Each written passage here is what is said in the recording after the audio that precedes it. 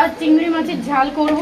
আলু কুচিয়ে নিয়েছি, টমেটো কুচিয়ে নিয়েছি, পেঁয়াজ কুচিয়ে নিয়েছি, চিংড়ি মাছটা একটু ভাপিয়ে নিয়েছি, সেদ্ধ করে জলটা ফেলে দিয়েছি।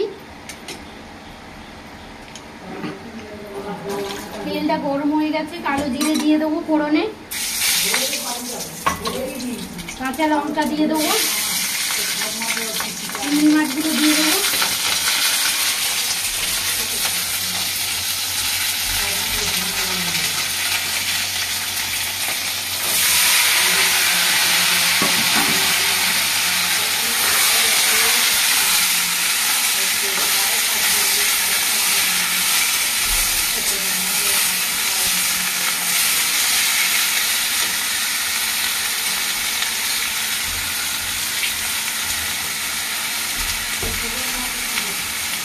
জিরে লঙ্কা একটু দিয়ে দেবো,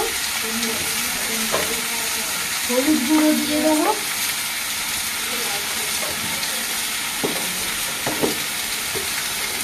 নুন দিয়ে দেবো পরিমাণ মতন,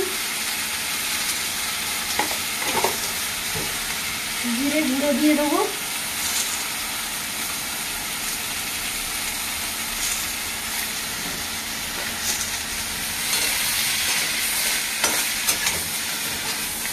জল দিয়ে দেবো,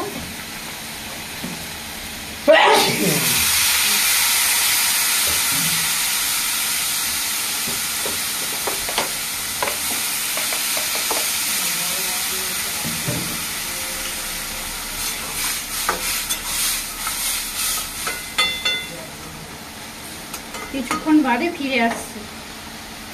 বন্ধু ফিরে এলাম, হয়ে গেছে আমার চিংড়ি মাছের ঝাল।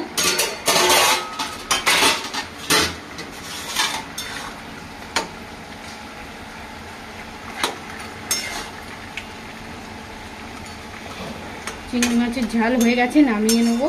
আমার রান্নাটা যদি ভালো লেগে থাকে লাইক করবেন, সাবস্ক্রাইব করবেন, শেয়ার করবেন। আজকের মতন বিদায় নিচ্ছি।